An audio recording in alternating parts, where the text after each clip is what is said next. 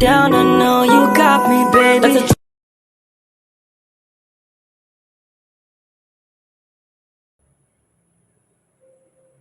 Oke, jadi hari ini kita akan belajar tentang pembahasan penilaian dalam pendidikan fisika. Jadi penilaian ini penting karena dalam pembelajaran fisika guru tidak hanya mengukur kemampuan siswa lewat soal-soal ujian dan tulis saja, tetapi guru juga menilai bagaimana kalian menerapkan konsep fisika secara praktis melalui kegiatan di laboratorium, misalkan praktikum atau praktek atau juga melakukan eksperimen. Nah, selain itu juga penilaian juga mencakup sikap atau perilaku kalian, misalnya bagaimana kalian bekerjasama dengan kelompok, kejujuran kerja dalam kelompok, dan juga kejujuran saat mencatat hasil percobaan, dan disiplin yang dalam mungkin mengikuti pelajaran ataupun disiplin dalam mengikuti praktek. Nah, dengan ini penilaian pendidikan fisika ini bersifat menyeluruh. Jadi dia tidak hanya seperti yang tadi saya katakan bahwa misalnya pembelajaran fisika itu penilaian pembelajaran fisika itu tidak hanya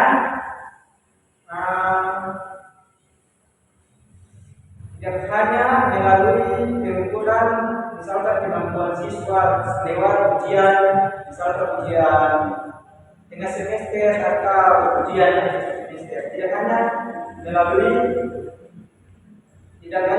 itu saja, tetapi dia menyeluruh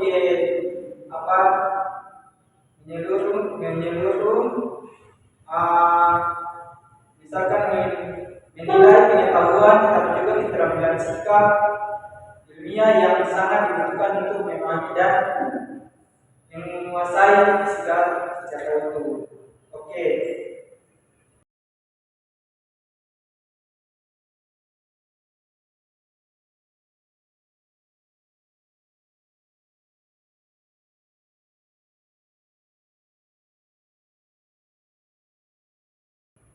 Apa sih yang kalian ketahui tentang istilah tes atau evaluasi atau juga penilaian?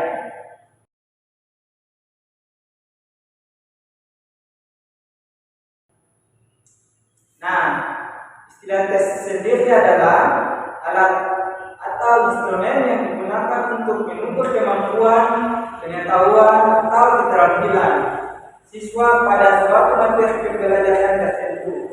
Nah, contohnya itu bisa berupa soal pilihan ganda, esai atau praktik di laboratorium.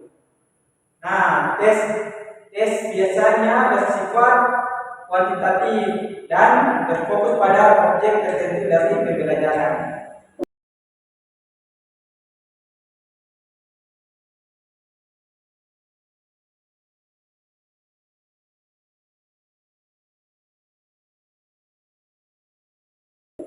Nah, penilaian ini adalah proses yang lebih luas dan sistematis.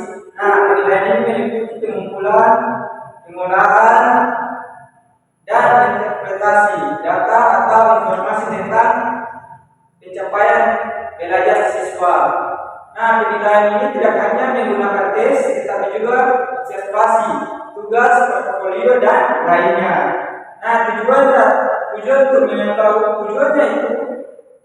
penilaian ini sendiri yaitu untuk mengetahui kemampuan belajar siswa secara menyeluruh, baik aspek kognitif atau pengetahuan, psikomotorik atau keterampilan, dan juga maupun efektif atau sikap. Nah, Tadi istilah, nah kita sudah membahas dua, yaitu tes evaluasi, tes dan evaluasi. Sekarang penilaian. Penilaian tadi sudah penilaian, minta maaf. Sekarang kita membahas yaitu evaluasi.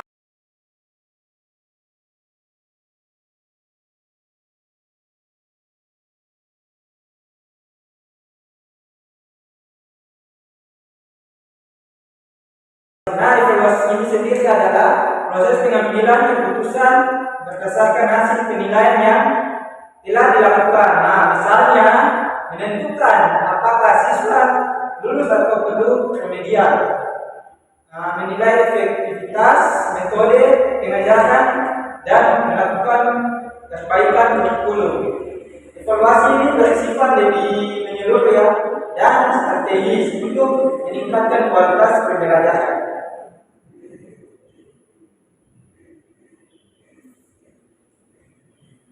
Nah, apa sih? Tadi kita sudah belajar tentang penilaian. Nah, apa sih penilaian itu dalam pendidikan? Dalam penilaian dalam pendidikan fisika?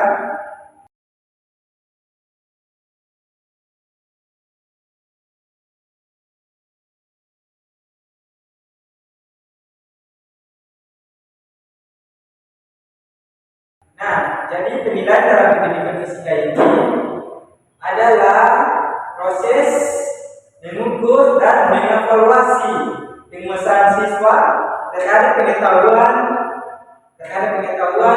keterampilan dan sikap ilmiah dalam konteks fisika.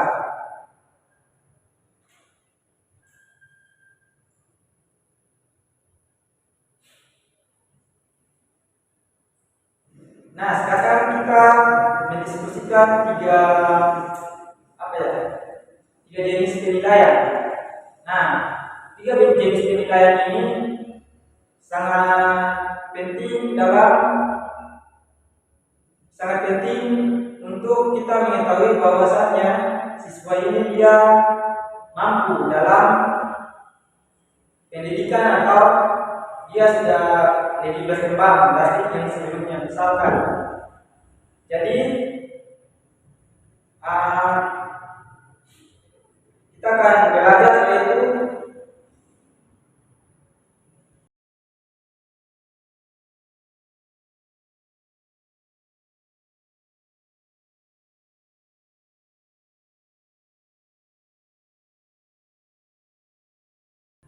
ada tiga jenis penilaian, yaitu yang pertama kognitif, kognitif yang tadi saya jelaskan, kognitif atau pengetahuan, dan psikomotorik atau keterampilan, dan afektif atau sikap.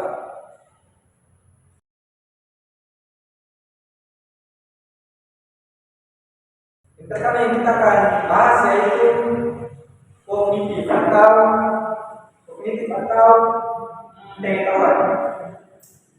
Jadi kognitif ini dia merujuk pada aspek pengetahuan dan pemahaman siswa tentang konsep-konsep fisika. Jadi kognitif ini dia lebih ke pengetahuan siswa dan juga pemahaman siswa tentang apa sih dan konsep, dan dia mengetahui tentang konsep-konsep fisika ini. Nah, ini mencakup kemampuan berpikir seperti mengingat, Jadi dalam kognitif ini dia mencakup yaitu kemampuan siswa, yaitu dia mengingat, memahami, menerapkan, dan menganalisis, mengevaluasi, dan menciptakan. Jadi kognitif ini dia menganalisis, dia mengingat misalkan konsep fisika dan juga teori-teorinya, dan juga memahami, menerapkan, dan menganalisis, mengevaluasi, dan juga menciptakan. Dan menciptakan ini dia levelnya sudah tinggi, Jadi misalkan dia menciptakan alat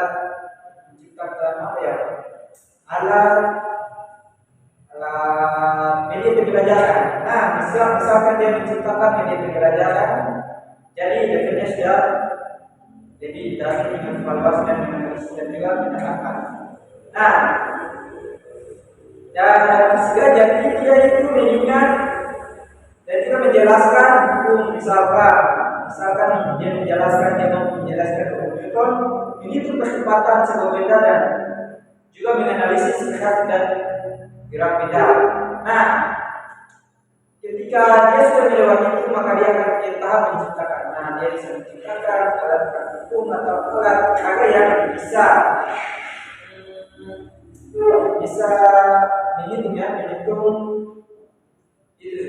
menghitung dan juga bisa digunakan dalam konsep fisika.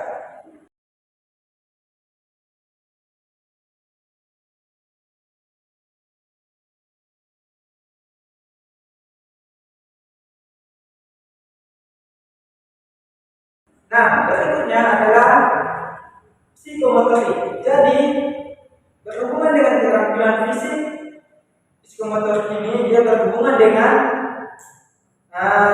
keterampilan fisik atau motorik siswa dalam melakukan tugas-tugas praktik fisika.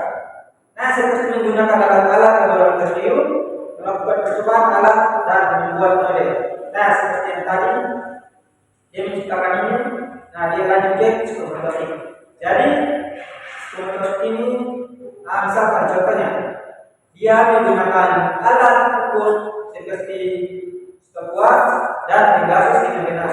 Jadi dia sudah lebih ke pengusahaan alat praktikum, menggunakan alat praktikum. Dan juga melakukan percobaan menentukan massa jenis beda. Nah, ini seperti yang tadi saya katakan, dalam psikomotorik ini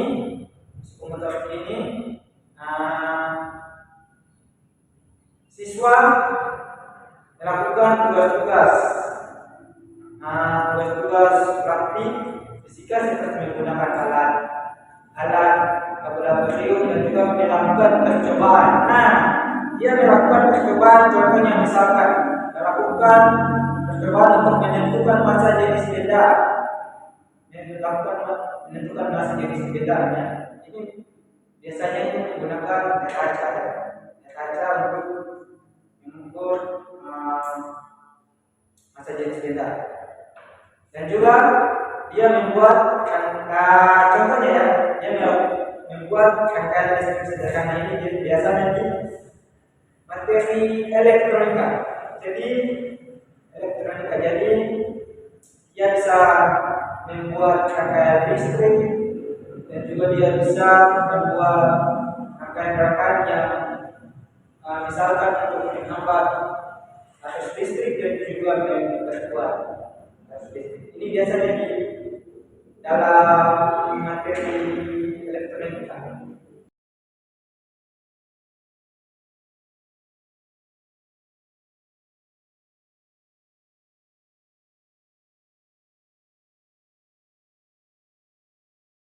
Oke, kita lanjut ke afektif.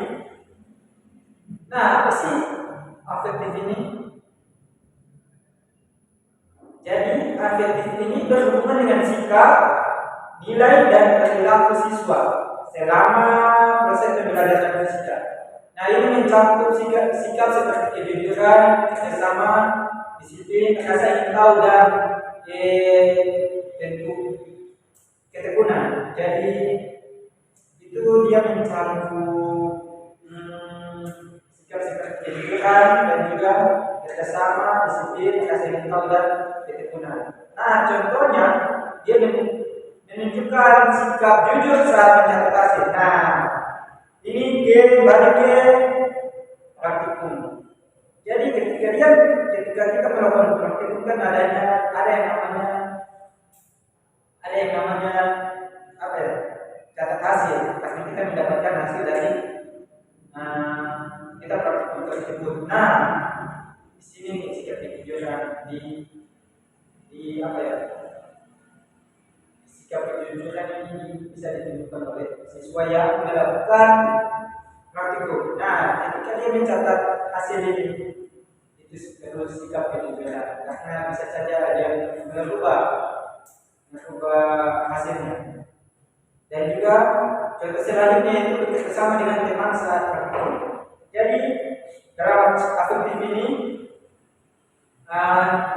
dia tidak penilaiannya tidak seperti individu, tetapi lebih ke dia kerjasama dengan tim ketika melakukan praktikum. Jadi dia tidak praktikum sendiri, tetapi dia melakukan melakukan praktikum dengan kerjasama dengan teman. Dan juga disiplin mengumpulkan tugas tepat waktu. Jadi afektif ini sendiri lebih seperti kejujuran, kerjasama, disiplin, rasa ingin tahu dan ketekunan dan ketekunan. Oke.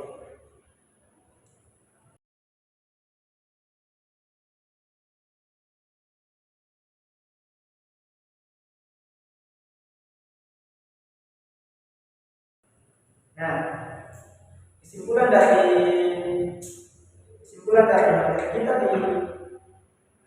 materi ini yaitu penilaian dalam pendidikan fisika adalah proses sistematis untuk mengukur dan mengevaluasi penguasaan siswa terhadap aspek pengetahuan atau kognitif, keterampilan praktik atau psikomotorik, dan sikap ilmiah atau afektif. Nah, penilaian ini tidak hanya dilakukan melalui tes tertulis seperti UAS dan juga UTS, dan juga seperti kuis-kuis yang melakukan penulisan ya, tetapi dia lebih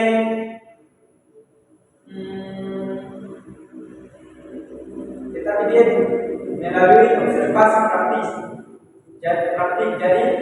dan perilaku siswa selama proses pembelajaran. Nah, dengan penilaian yang menyeluruh, kita sebagai guru dapat mengetahui perkembangan belajar siswa secara lengkap dan kita dapat mengambil langkah yang tepat untuk meningkatkan kualitas pembelajaran, khususnya pembelajaran fisika. Jadi dengan tidak hanya penilaiannya tidak hanya melalui penulisan seperti di UAS dan UTS, kita dapat lebih mudah mengambil atau menilai. Jadi sekian dari materi kita di hari ini.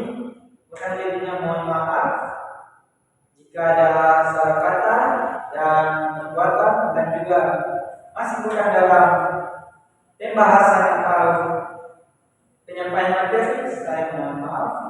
Sekian dan terima kasih. Selamat siang.